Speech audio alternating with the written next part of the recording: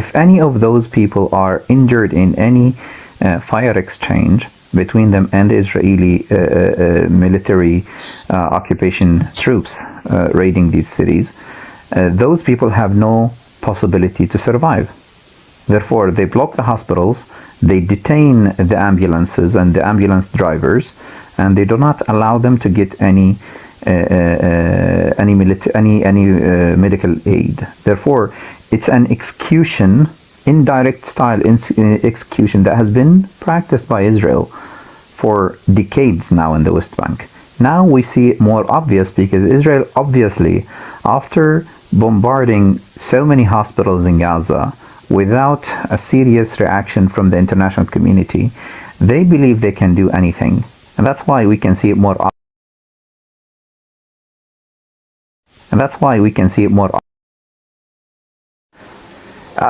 I'll give you an example. We will be, for example, in a protesting peacefully, or maximum throwing stones at the wall, all right, and somebody gets shot, all right. If you try to help that person that has been shot, they use him as a bait, and they start shooting at every person that is trying to help that person. All right. I remember when we were teenagers, and we were like protesting. I think it was the beginning of the second Intifada, the second uprising, and one of our friends fell down because he was shot in the head.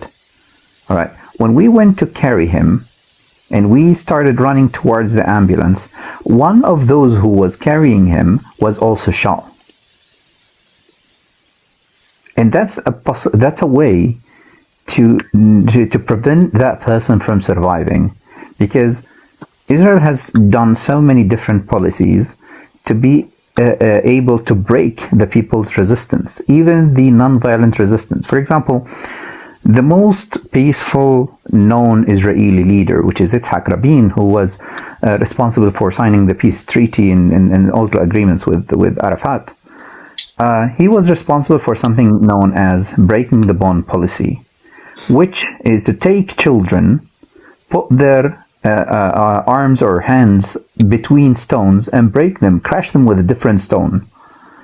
And that is a way to break the will of these people, of these kids, from ever protesting again.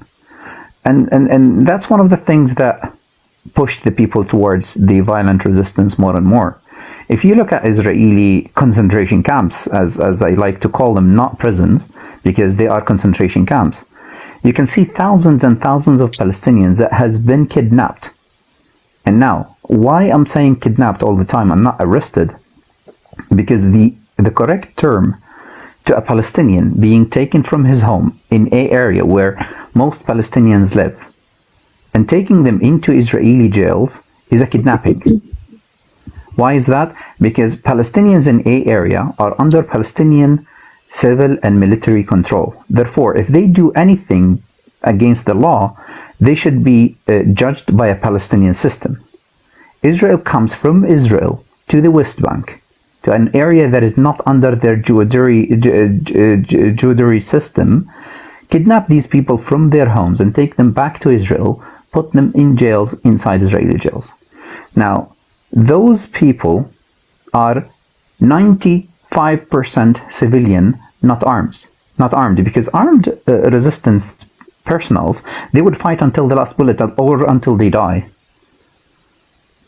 And that's why those thousands of people inside Israeli jails are civilians. They're not terrorists as Israel is describing them. They're not military or armed personnel, maybe the old ones from them, but all the ones that has been taken since in the last, I would say, 25 years, most of them are not armed. Otherwise, they would fight. They're political activists, they're social activists, they're journalists, they're many things.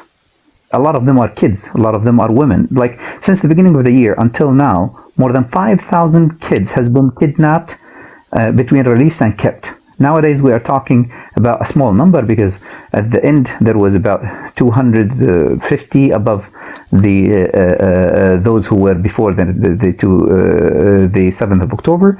But those who were kidnapped for a short time and released from the beginning of the year until now, more than 5,000 kids, minors below 18 years old. There are many practices that are being used against the Palestinians, which lead them all the time to explode again and again and again. And every time they explode, it's worse than the time before. Because the reaction, the resistance is a reaction. That's why it starts with an RE. It's a reaction for the occupation.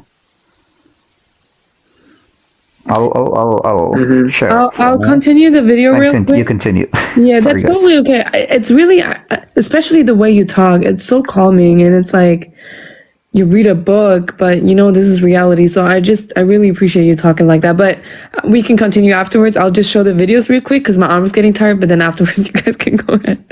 All right, Gus, I'll put on the next video. I saved the 2 ones that you sent me, but I have not seen them, so I will review them first. But this one I can still show if that's okay. Go ahead and explain what it is if you want to.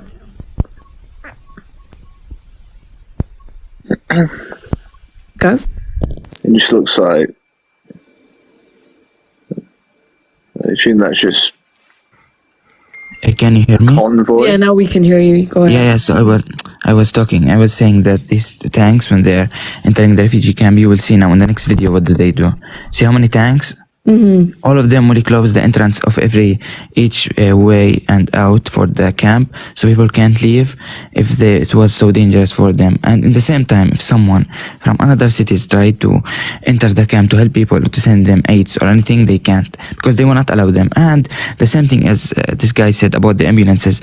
In this thing, the ambulances can't enter the camp when there's injuries in the ground. Last week there was a guy bleeding in the street when they shot him in his chest, and he was bleeding in the street for 40 minutes until unfortunately he passed away. And into that time, when the ambulance was trying to get for him, they stopped the medics and they arrested them. And we have videos and proofs for this, when they were arresting medics and took their phones from them as well, and which is also illegal and against international law, of course. Can you show them the next video? Yes. So can you quickly explain again for the people that just joined who this group is that we're showing, like the tanks? It's of a group, right? It's not of the H group? No, it's not H group. It's called like Tul Karim resistant group. They have their own resistance people who fight for their people. Each one of them has like they have the one leader, and they arrange everything for them. I can't explain so many things because it's very sensitive, to be honest, but No, that makes it's sense. just to make it clear. So make it clear, in each city in the West Bank they have their own resistance group. For example, in Nablus city they have the Lions Den. For example, you have in Jenin resistance group. In Tul Karim you have so many, okay, because they have like so many refugee camp, and if each refugee camp has its own people to resist and to fight for their own people. That's what I'm saying.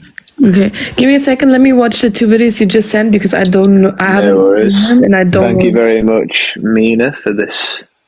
Of course. Okay, this one's Thank you.